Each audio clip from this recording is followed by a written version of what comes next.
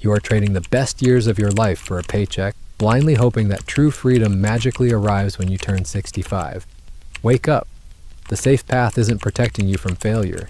It is guaranteeing a forgotten life. Let's look at the cold math of your life for a second.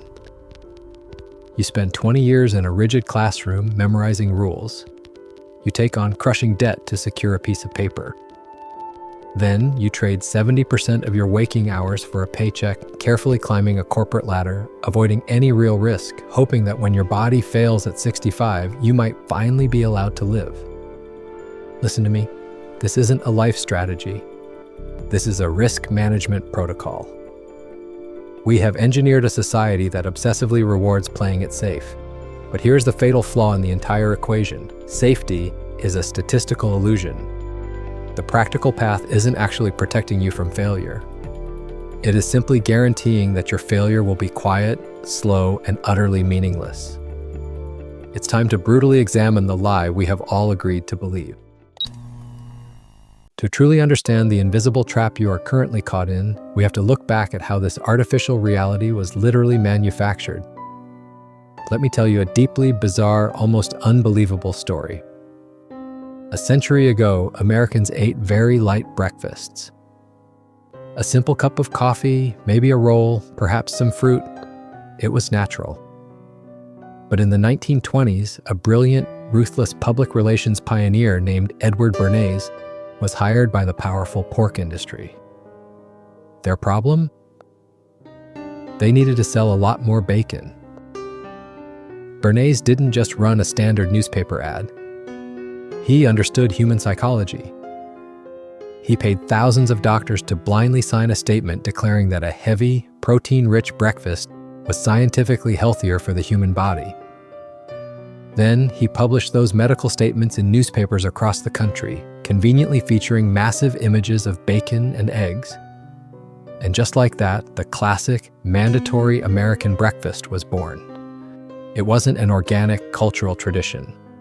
It was a massive, highly calculated psychological operation. And this exact same invisible machinery still dictates the expensive car you think you need, the brand you wear, and the exhausting life you think you are supposed to want. But this dark manipulation isn't entirely new. Long before targeted internet ads and social media algorithms, a man named Henry David Thoreau saw the very beginnings of this trap. In 1845, during the violent rise of the Industrial Revolution, he did something incredibly radical. He turned his back on the noisy, ambitious society of his time and moved into a tiny, hand-built cabin in the deep woods near Walden Pond. Now stop for a second. Before you roll your eyes and dismiss him as just some crazy, antisocial hermit, you need to remember that his writings directly inspired the life-changing movements of giants like Mahatma Gandhi and Martin Luther King Jr. Thoreau realized early on that modern society was quietly turning men into obedient, unthinking machines. He wrote a haunting, devastating line that hits harder today than it ever did in the 19th century. He wrote, "The mass of men lead lives of quiet desperation." Just listen to that phrase. Quiet. Desperation. It perfectly describes the agonizing act of working yourself to the bone, sacrificing your youth just to buy things you don't even need, merely to impress people you don't even like. We have been deeply tricked into believing that constant, anxious movement equals a meaningful life. If you still doubt how easily our desires are fabricated, look at a fascinating case study that happened in Japan. In the 1970s, the massive global corporation Nestlé tried to forcefully sell instant coffee to the Japanese market, and it failed miserably. It was a disaster. Japan was an ancient, deeply rooted tea-drinking culture. The people had absolute zero emotional connection to the bitter taste of coffee. So what did the executives at Nestlé do? They didn't give up. They played a dark, brilliant long game. They created sweet, coffee-flavored candies and aggressively marketed them directly to Japanese children. They entirely rewired an entire generation's taste buds from the ground up. 10 years later, those sugar-hooked kids grew into teenagers and adults, and Nestlé launched their instant coffee again. The result? Today, Japan is one of the absolute biggest coffee markets on the entire planet. Your deepest desires, your tastes, your cravings, they are not always your own.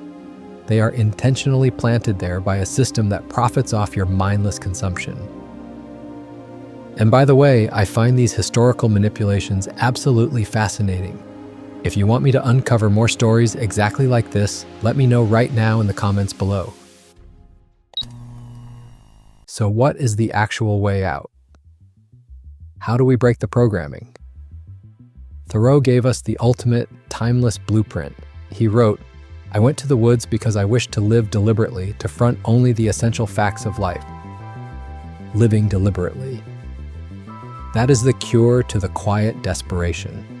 It means entirely redefining what wealth actually is in your mind. We are constantly taught that wealth is the endless accumulation of things, of job titles, of digits in a bank account. But true, untouchable power is the ability to easily walk away from things. Simplicity is the ultimate freedom. It means fiercely protecting your inner peace from the frantic, crushing urgency of the modern crowd. If you want to keep your integrity, you must be willing to step away from the herd. And this is where the philosophy goes incredibly deep.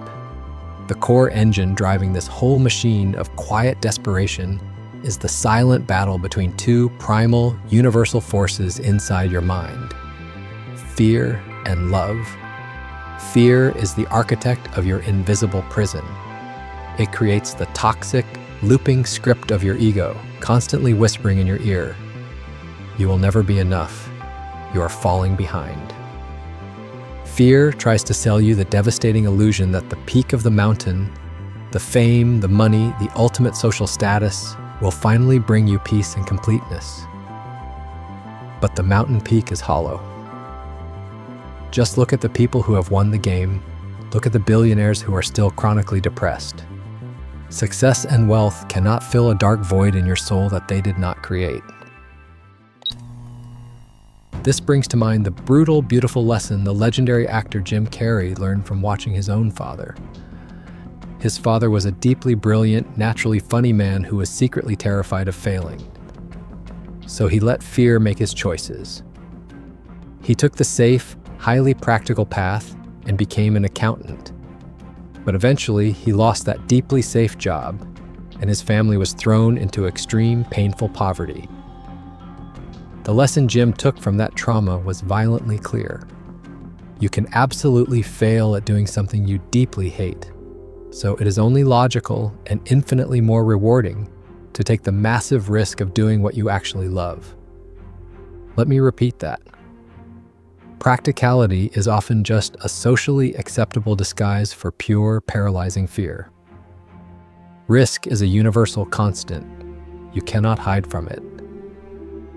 To truly escape, we must enact a radical shift. We must move from a life of anxious self-preservation to a life of active, fearless faith. We find profound echoes of this truth in ancient spiritual texts like the Bhagavad Gita. Thousands of years ago, it taught a beautiful concept. You have a right to your labor, but you have absolute zero right to the fruits of your labor. You must act boldly, serve others, and entirely let go of the obsessive need to control the exact outcome. Stop hoping the future will magically save you. Hope is a passive beggar. True faith is an active, courageous surrender to the present moment. Now you might be thinking, that sounds great, but I can't just abandon my job and move to a cabin in the woods. You don't have to. Look at the modern story of Colin Beavan, known famously as the no-impact man. He decided to run a radical experiment. He chose to live with absolute zero impact on the environment. He cut out all electricity, produced zero trash, ate only local food, and bought absolutely nothing new. And he didn't do this hidden away in a remote forest.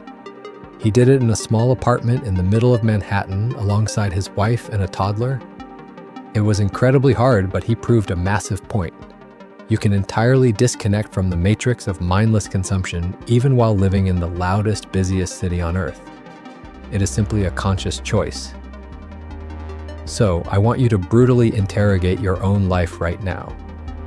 Look at your daily unconscious habits. Do you really need that new pair of expensive shoes, or are you just trying to buy a fleeting 5-minute hit of dopamine to numb the stress of a job you hate? Does that endless doom scrolling on your phone late at night actually help you relax? Or is it just a massive, glowing distraction from the painful emptiness you feel when the room goes quiet? We are all trapped in a deeply toxic hustle culture that tells us resting is a moral failure. We burn ourselves to ash, treating extreme exhaustion as a twisted badge of honor. It is a complete scam. Tools like minimalism or taking a strict digital detox are not just cute, aesthetic internet trends. They are literal survival tools for the 21st century. They are necessary weapons to aggressively reclaim your hijacked attention. This philosophy isn't about running away from the world. It is about finally finding the absolute truth beneath all the deafening noise.